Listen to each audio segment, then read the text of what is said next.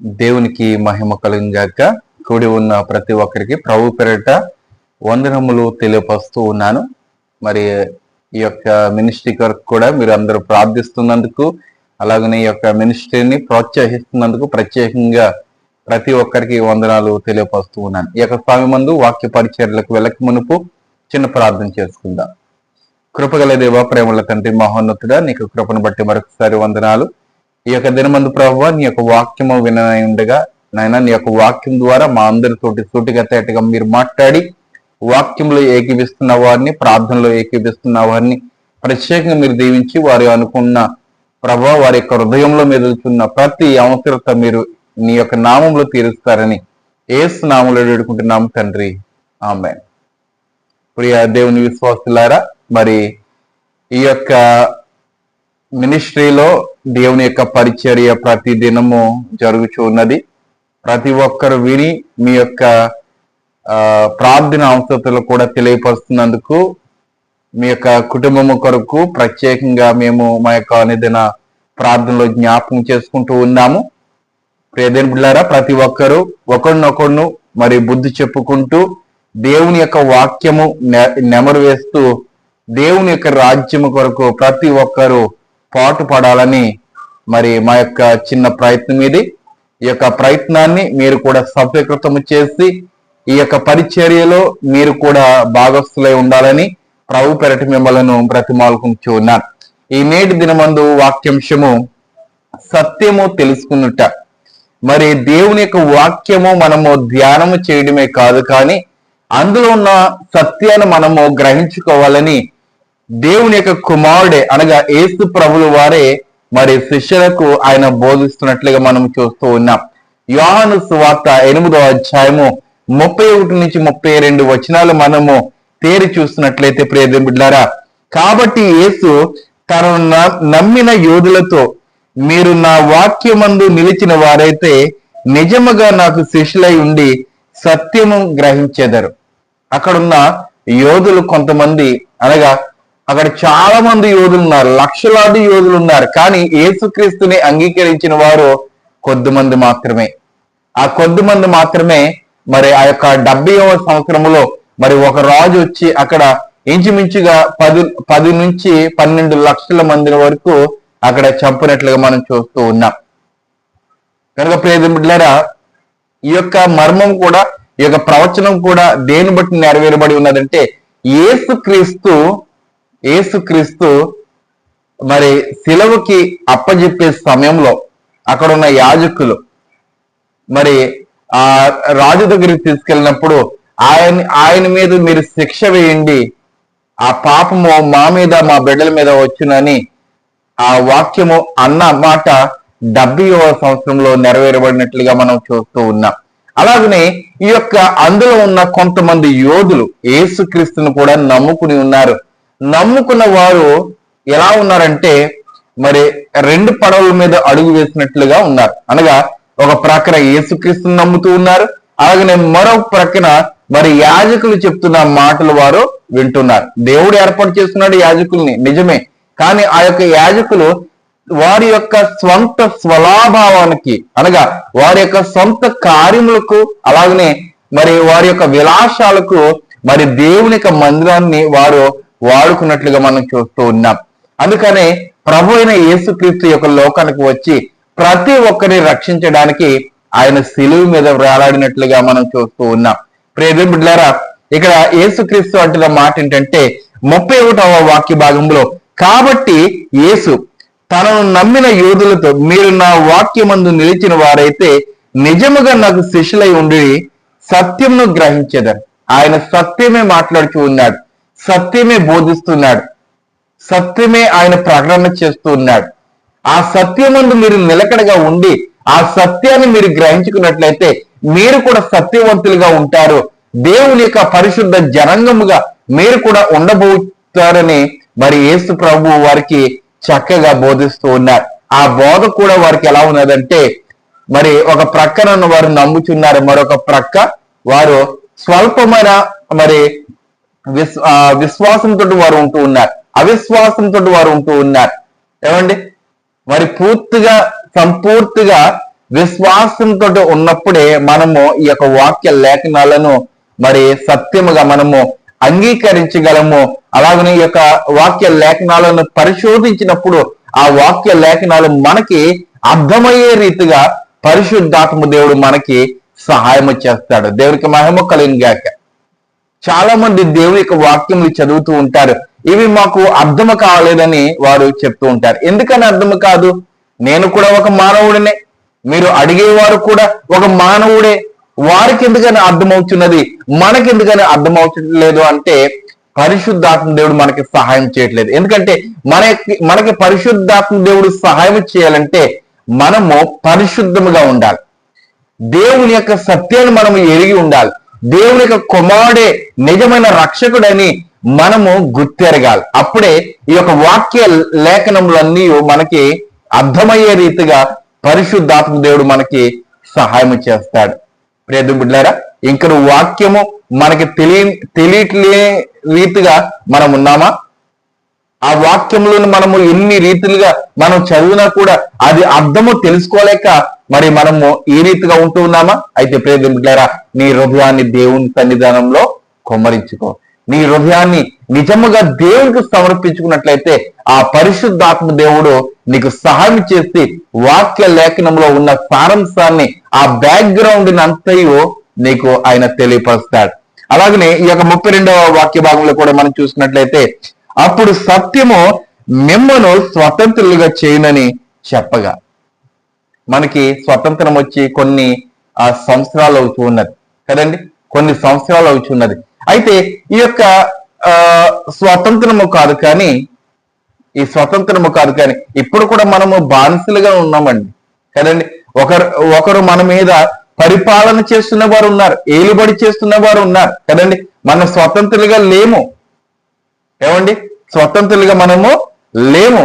అయితే దేవుని యొక్క వాక్యాన్ని సత్యముగా ఎప్పుడైతే నువ్వు గ్రహిస్తావో దేవుడు నిన్ను ఏం చేస్తాడంటే స్వతంత్రుడుగా చేస్తాడు, స్వతంత్రాలుగా నిన్ను చేస్తాడు. ఎటువంటి ఇబ్బందులు నీకు రావు, ఎటువంటి మరి హాని నీకు జరగదు, ఎటువంటి శ్రమలు నీకు రావని ప్రభువు మరి చెప్తున్న మాట.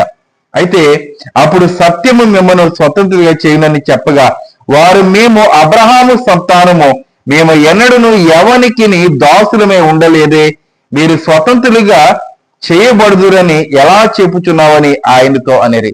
మరి ఈయన ఎన్ని వాక్యములు బోధిస్తున్నా కూడా మరి వారు విననొల్లక వారు వ్యతిరేకముగా దేవునితోటి మాట్లాడినట్లుగా మనం ఈ యొక్క వాక్యంలో మనం స్పష్టంగా మనము చూడగలుగుతూ ఉన్నాం. ఆయన చెప్తున్న మాట ఏంటి? స్వతంత్రులుగా మిమ్మల్ని చేస్తానంటున్నాడు దేవుడు. అయితే వీరు అడుగుతున్న మాట ఏంటి? వ్యతిరేకముగా వారు అడుగుతూ ఉన్నారు.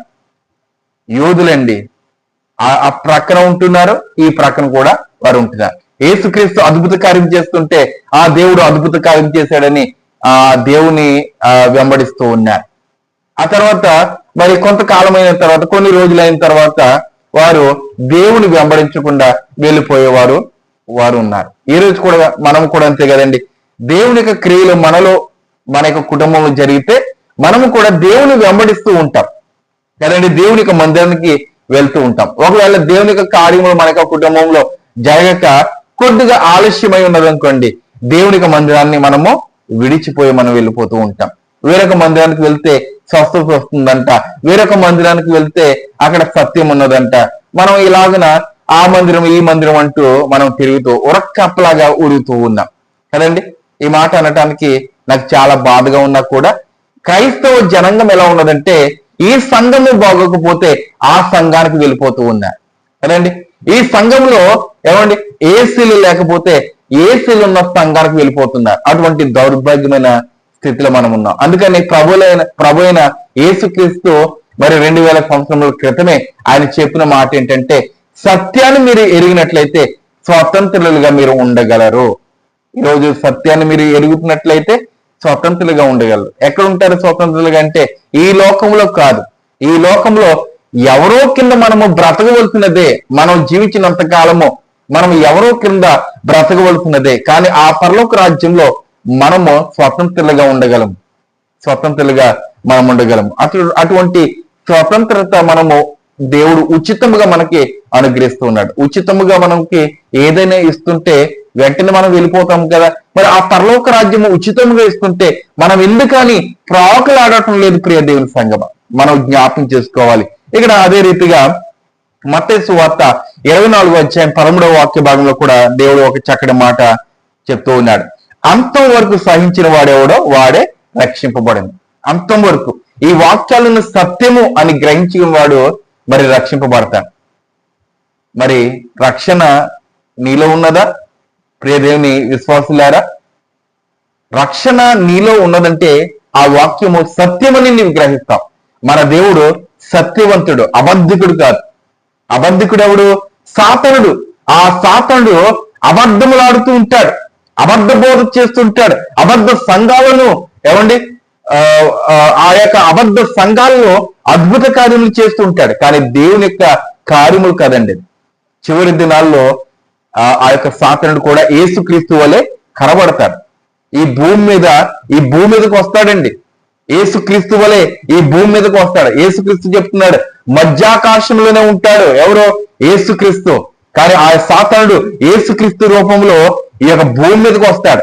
ఓ రోజున హైదరాబాద్ లో ఉంటాడు, ఓ రోజున విశాఖపట్నంలో ఉంటాడు, ఓ రోజున నీ యొక్క మందిరంలో ఉంటాడు, ఓ రోజున మరి నీ యొక్క ప్రియులను కూడా, అనగా నీ యొక్క తండ్రినో నీ యొక్క తల్లినో నీకు కలిగిన బిడలను ఒకవేళ వారు చనిపోతే వారిని కూడా లేపడానికి కూడా సిద్ధపడుతూ ఉంటాడు.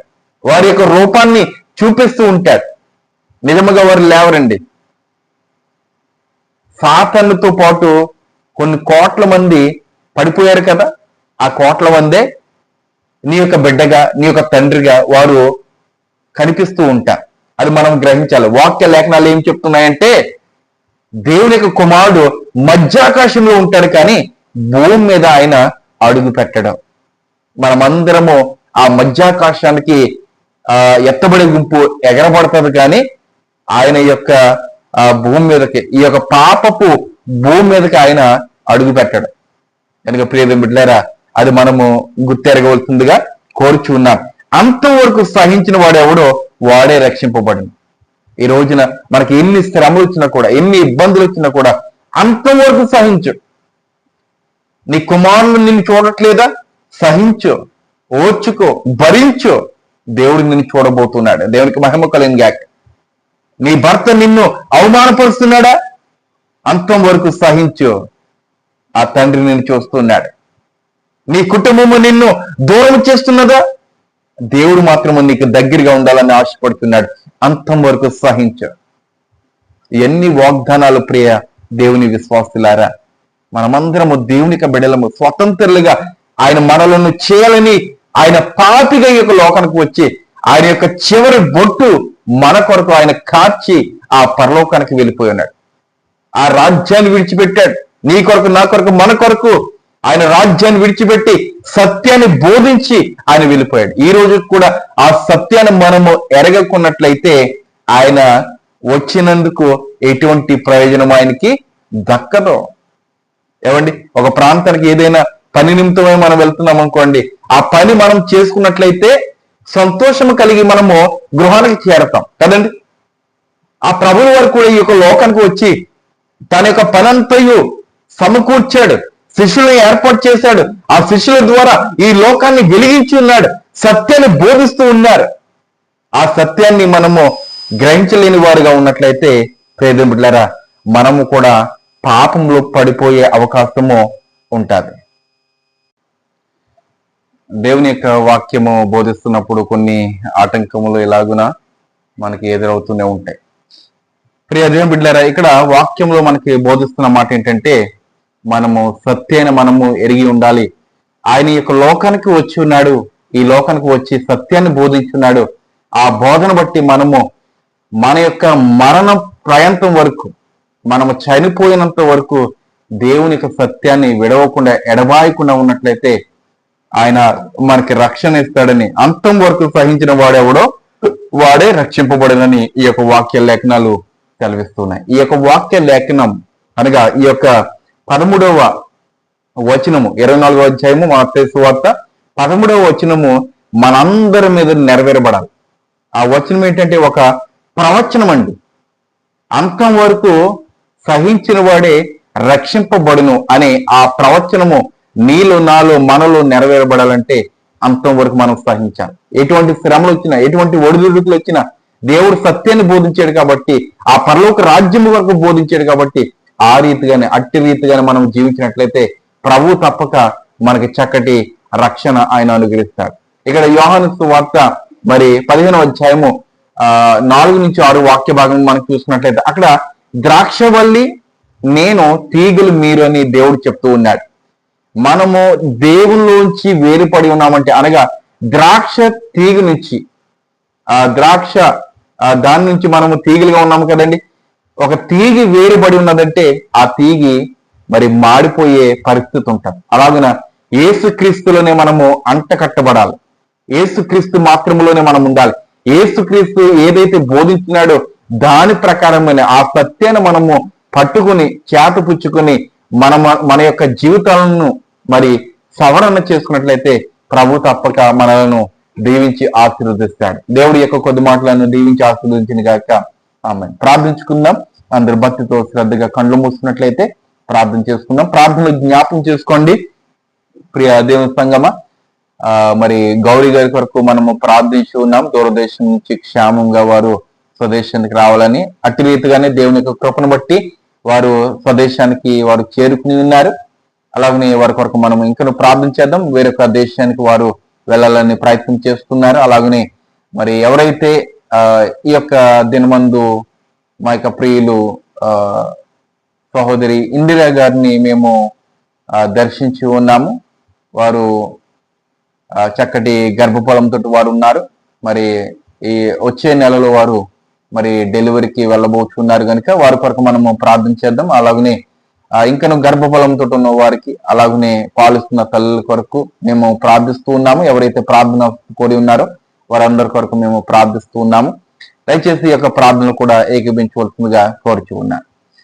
ప్రేమ స్వరూపి దయగల తండ్రి, కృపల దేవేశ్వరి నీకు వందనాలు ప్రభువా. ఇంతవరకు నీ యొక్క వాక్యం ద్వారా, నీ యొక్క సత్యమైన వాక్యము మాలో నింపి మాకు బోధించిన విధానం బట్టి నీకు వందనాలు ప్రభువా. బోధించినది నేను కాదు, కానీ నీ యొక్క పరిశుద్ధాత్మ మాతో సూటిగా తేటగా మాట్లాడినదని మేము నమ్ముచున్నాం తండ్రి. ప్రభా, నీ యొక్క సత్యమైన వాక్యము మా హృదయంలో లేదేమో, ఈ దినమందు నీవు మాట్లాడి ఉన్నావు కాబట్టి ప్రభువా, నీ వాక్యములు, నీ యొక్క సత్యమైన వాక్యములు మా యొక్క హృదయంలో పొందుపరుచుకుని నాటింప చేసుకుని ప్రతి దినము ఆ యొక్క వాక్యాన్ని బట్టి ప్రభువా అతిశయించడానికి మాకు సహాయం చేయడం నైనా.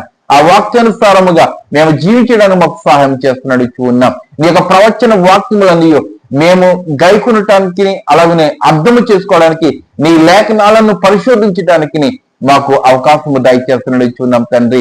ప్రభా, ఉన్న అవకాశాన్ని మేము సద్వినియోగం చేసుకుని ప్రభువా ఈ యొక్క అవకాశాన్ని బట్టి నేను చేరుకునే బాధ్యత మాకు అనుగ్రహిస్తానడు ఉన్నాం. అలాగే ప్రభా, ప్రార్థన కోరిన ప్రతి ఒక్కరిని దీవించండి, ఆస్వాదించండి. ప్రత్యేకంగా ఇందిరా గారి కొరకు మేము ప్రార్థిస్తున్నాం తండ్రి. ఇదిగో ప్రభువా, మరి డెలివరీ సమయం నైనా మరి వస్తూ ఉన్నది. నిశ్చితమైతే ప్రభువా, తల్లి బిడ్డలను చక్కగా వేరుపరిచి చక్కటి నైనా మరి ఆ ప్రసవము వారికి దయచేస్తున్నాడు ఉన్నాం. అలాగనే తండ్రి, మరి గర్భఫలం లేని వారి కొరకు కూడా మేము ప్రార్థిస్తుండగా ఏకీభిస్తున్న వారందరికీ తండ్రి చక్కటి గర్భఫలం ఇచ్చి మీరు మహిమ గంట పొందుకుంటున్నాడు ఉన్నాం. అలాగనే పాలిస్తున్న తల్లిని మీరు జ్ఞాపకం చేసుకోండి. అలాగనే వివాహం కొరకు ప్రార్థించమని అడిగి ఉన్న కుటుంబాల కొరకు మేము ప్రార్థిస్తూ ఉన్నాం. నిశ్చితమైన చక్కనైన వరుణ్ణి, చక్కనైన కుమార్తె ప్రభువా వారి యొక్క గృహాలకు మీరు నడిపిస్తున్నది ఉన్నాం. వారి యొక్క గృహాల వాక్యం ద్వారా వెలిగింపు చేస్తున్నది ఉన్నాం తండ్రి. ఎవరైతే బలహీనులుగా ఉన్నారో వారు మీరు బలపరచండి, స్థిరపరచండి. ఎవరైతే వారి యొక్క హృదయంలో నాకు ఈ యొక్క కార్యము జరగాలని వారి యొక్క హృదయంలో మెదులుచున్నదో ఆ కార్యాన్ని మీరు జరిగించండి నాయన. ప్రభువా, నిన్ను నమ్ముకున్న వారు నాయన ఎన్నడూ విడవకండి, ఎడబాయకండి ప్రభువా. అలాగే సౌమ్య గారిని మీరు ప్రత్యేకంగా దీవించండి. వారికి కావాల్సిన నెమ్మదిని, సమాధానం వరకు అనుగ్రహిస్తానని ఉన్నాం. అలాగే ప్రభువా నైనా మరి దూరదేశంలో ఉన్న మరి ఇజ్రాయెల్ ప్రాంతంలో ఉన్న వారిని మీరు జ్ఞాపకం చేసుకోండి. ఆయా దేశాల్లో ఉన్న వారిని మీరు జ్ఞాపకం చేసుకోండి. ఇక ప్రభా, భారత్కి అలాగనే పాకిస్తాన్కి యుద్ధము జరగబోతున్నారు. నీ చిత్తమైతే అక్కడ సమాధానం వరకు అనుగ్రహించి ప్రభువా ఆ యుద్ధము జరగకుండా ప్రభువా మరి ఆ యొక్క యుద్ధము జరిగినట్లయితే ఎంతో మంది ప్రాణాలు కోల్పోతారు ప్రభువా. నిశ్చితమైతే నేను ఏ ప్రాణము కోల్పోకుండా నేను ఆ యొక్క యుద్ధముని ప్రభువా మరి సమాధాన పరుస్తానని ఉన్నాం. ప్రభు ఐక్యత వారికి దయచేస్తున్నాడు ఇచ్చినాం తండ్రి. అలాగే ప్రభువా నిశ్చితమైతే నీ యొక్క రాకడ కొరకు మేమందరము కనిపెట్టుకుని నీ యొక్క కృపకై మమ్మల్ని మీరు బలపరుస్తారని, మా పాపములను క్షమిస్తారని, నీ చిత్తమైతే ఈ యొక్క దిన ఆశీర్వాదములు మా మీద మీరు కుమ్మరిస్తారని యేసు నామంలో ఈ కొద్ది విన్నపములు అడిగి వేడుకుంటున్నాము తండ్రి. ఆమేన్, ఆమేన్. వందనాలు. శుభదినము. దేవుడు మిమ్మల్ని దీవించి ఆశీర్వదించింది గాక. ఆమేన్.